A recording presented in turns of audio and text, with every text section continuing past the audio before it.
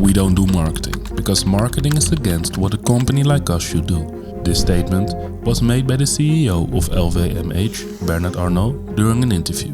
However, this is a very shocking statement considering just how large and how successful Moet Hennessy Louis Vuitton, popularly known as LVMH, is in the luxury industry. For reference, in 2022, LVMH recorded an annual revenue of 79.2 billion euros, 23% higher than the revenue in 2021.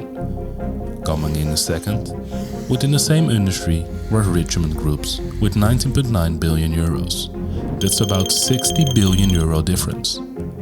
For the first half of 2023, they hit a 17% increase compared to the first half of 2022, and group net profits alone rose by 30%. They also employ roughly 196,000 people for the roughly 5,600 stores across 86 countries. Going by these records, it's a known fact that in the economic world that aside from Apple, no other company totally dominates the industry the way LVMH dominates the luxury industry. It is a little surprising that they managed to do this. However, research shows that due to rising worldwide inflation and higher interest rates, people are actually much less likely to spend money on luxury fashion, which is what LVMH is mostly known for. In fact, their revenue hit a recent low in 2020, despite the rise of revenge spending when more people seemed more interested in luxury products as the pandemic intensified. This adds to the fact that their CEO boldly claims that they are anti-marketing, and you expect that from a declining company, an empire that managed to increase revenue by 500% between 2005 and 2022. Regardless, the first thing we have to understand is that LVMH is not just Louis Vuitton. As some people believe, it hasn't been since 1987, when a company merged with Moet Hennessy, a French cognac and wine company. Today, LVMH consists of 75 brands, or maisons, spread across 5 main categories: fashion and leather goods, wines and spirits, perfumes and cosmetics, watches and jewelry, and selective retailing. The most recent addition came in 2021, when LVMH bought Tiffany for a record-breaking $16.2 billion. The big question in everyone's mind remains: how do you manage a company this big, this successful, without any marketing? The simple answer is you don't. While it's true that the luxury company thrives on exclusivity, LVMH has somehow managed to hack the luxury company identity. While I've researched LVMH, I came to the conclusion that they are using 3 unique strategies to stay on the top of the luxury industry, despite the somewhat gradual decline of the industry. Let's dive right in. The first strategy is aggressive acquisitions. This strategy is perhaps the most unique LVMH growth strategy, and is the direct personality trait of the CEO, Bernard Arnault. The French business has had a long history of acquiring luxury brands with a long history and strong brand identity, investing in their expansion and leveraging their marketing power to grow the company. For example, in 1985, 2 years before LVMH was even created, he purchased a bankrupt textile company called Bezos Saint-Frères, the owner of Christian Dior. He sold all of the company's assets, fired all of the workers, and kept only the brand name and one department store.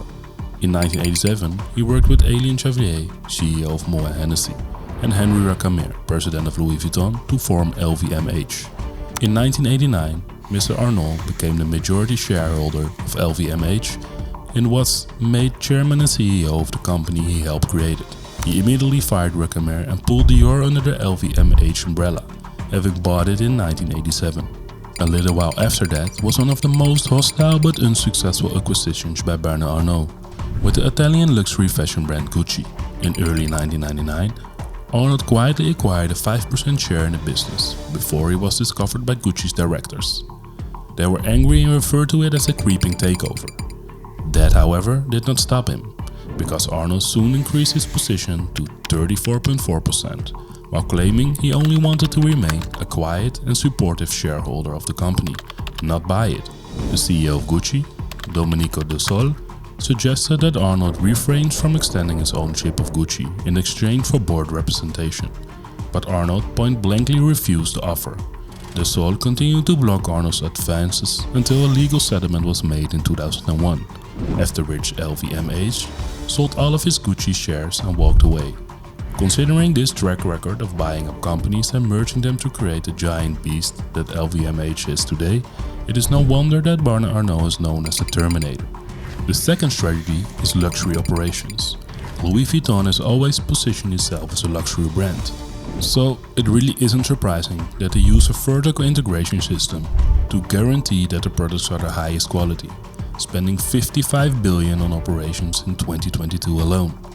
For those who don't know, vertical integration is a business arrangement in which a company controls different stages along the supply chain.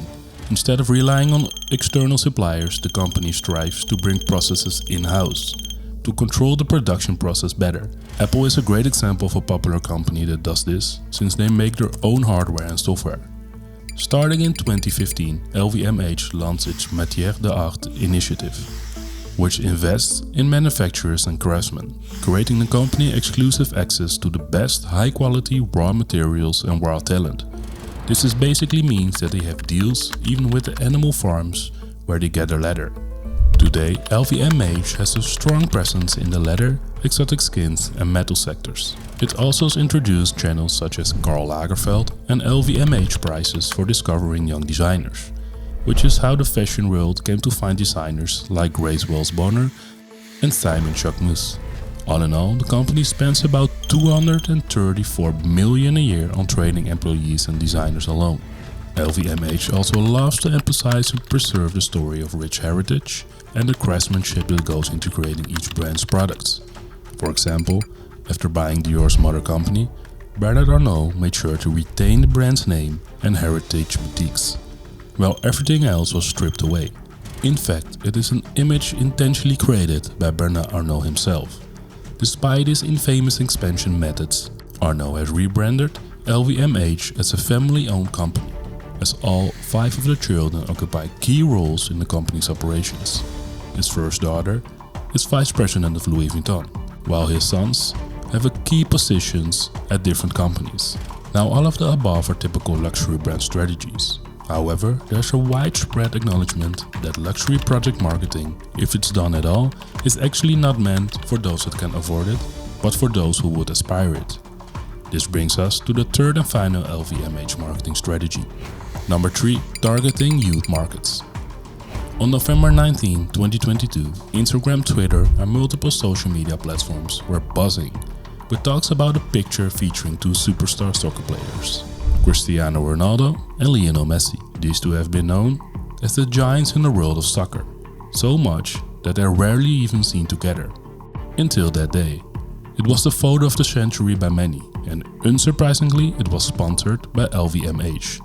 Safe to say, while luxury marketing is important to the company's identity, so is relevance. In order to stay relevant without losing its luxury identity, LVMH had to appeal to a wider, younger audience.